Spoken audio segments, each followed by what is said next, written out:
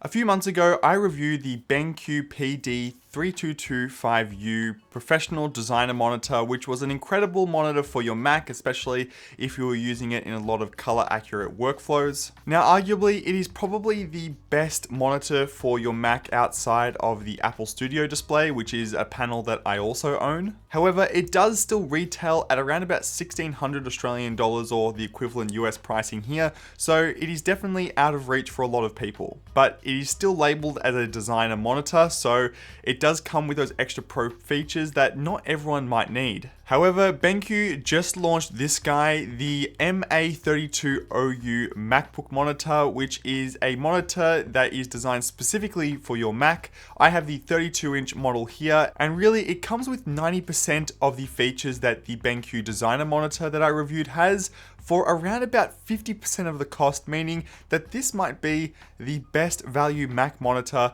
that you can buy today, especially if you're looking for a large 32-inch panel. We'll start off by flying through some of the specifications of the panel, and it's all pretty standard stuff here, I would say. We've got a 4K panel at 3840 by 2160, along with a 60 Hz refresh rate, so no high refresh rate here. It's rated at 95% DCI-P3 wide color gamut and 99% sRGB, but there is a specifically tuned MacBook color mode, which I'll get into in a little bit. It provides 90 watts of power to a MacBook. It has a matte panel on the display, two 3-watt speakers, which are just okay for casual audio, I would say. The panel gets extremely bright at around about 300 to 400 nits. Now, I have the 32-inch model here, but it also does come in a 27-inch 4K panel size as well, which is something to keep in mind if you wanted a smaller panel. And in my experience too, I would say the contrast of the panel is also really good, considering it is a matte textured finish on the glass itself, or the plastic in this case, I would say. And lastly, in terms of connectivity, we have a USB-C port,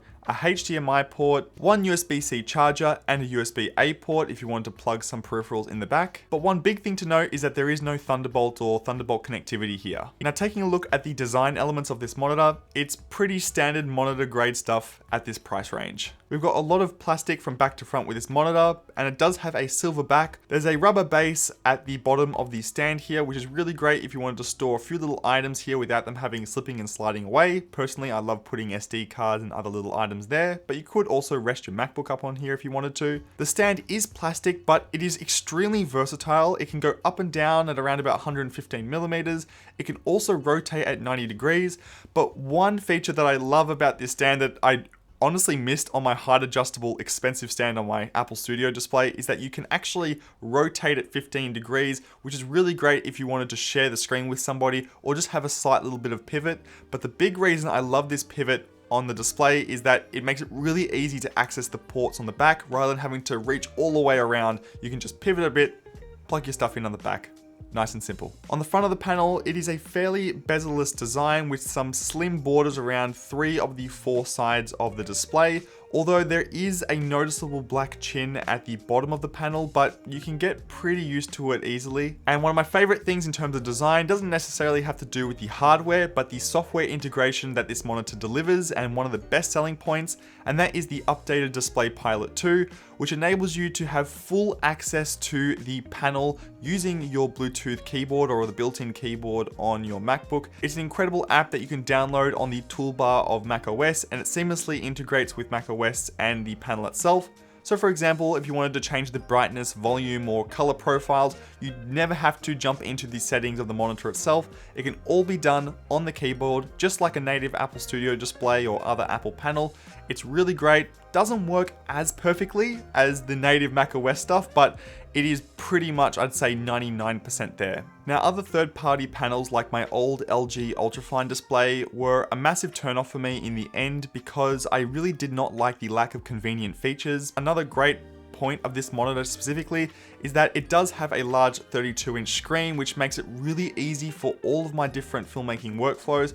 Like I said in my previous review, having a 32-inch panel, I find myself less needing to lean forward and quickly squint just to see stuff or have to go into full screen mode. I find that in DaVinci Resolve specifically, it's super easy for me to be able to open up the whole panel, view my timeline, have a good size viewer for my video feed.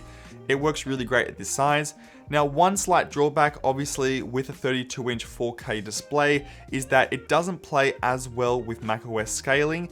things like text and other really sharp details of information on the panel do definitely come across a little bit more blurry and pixelated versus having a naturally 5K display in a 27-inch panel, but that is just one thing to keep in mind. One of the other great things about Display Pilot 2 and that software integration is the fact that you can also change all these other settings of the monitor, including different color modes like the MBook color mode. Now that color mode specifically is designed to seamlessly integrate with the color profile on the MacBook itself.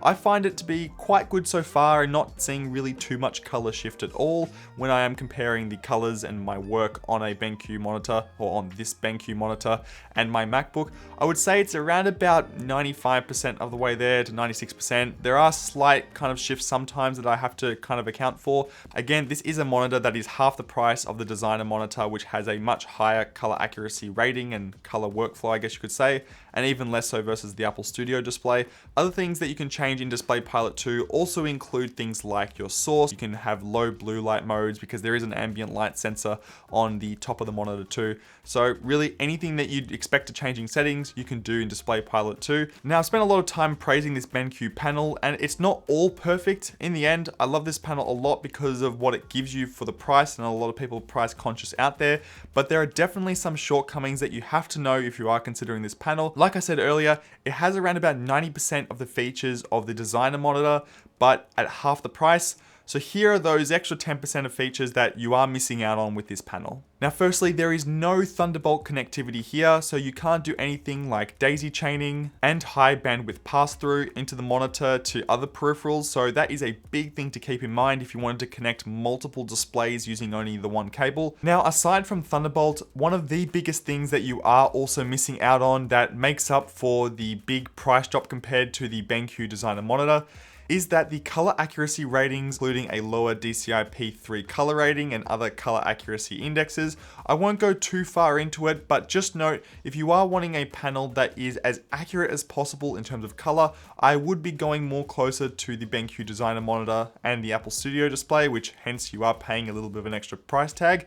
This is a good monitor in terms of matching colors with your MacBook from a generalistic perspective, and I've done a few color grading projects using this panel and been pretty content with it. Of course, the speakers in this monitor are there, but I would not rely on them at all. They're pretty terrible in my opinion.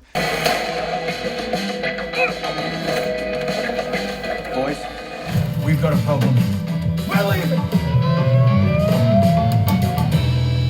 And one other thing I do find very annoying on this display versus the convenience of my Apple Studio display is that not having a webcam is a bit of a bummer too, and I have to go out and get another one or open up my MacBook lid or use my iPhone, which is just another little inconvenient feature that I like to have in my Apple Studio display. One thing to note is that this monitor has 90 watts of pass-through charging to the MacBook. Now this is fine for my 14-inch MacBook Pro, as I believe it only really takes 76 watts to power the device. I might be wrong there, I'll have something up on the screen here, but if you do have a 16-inch MacBook Pro, or if you want fast charging, you do need 96 watts and above, so that is just one thing to keep in mind. And lastly, because the monitor is built out of plastic, if you don't have a rigid desktop setup and you do type fairly aggressively, you will experience a little bit of monitor wiggle, which is not a huge problem that I've found, but if you are a stickler for that, it's something to keep in mind. So I'm going to go out on a limb here and say that this is probably the best value Mac display that you can purchase right now. I haven't compared all of them, but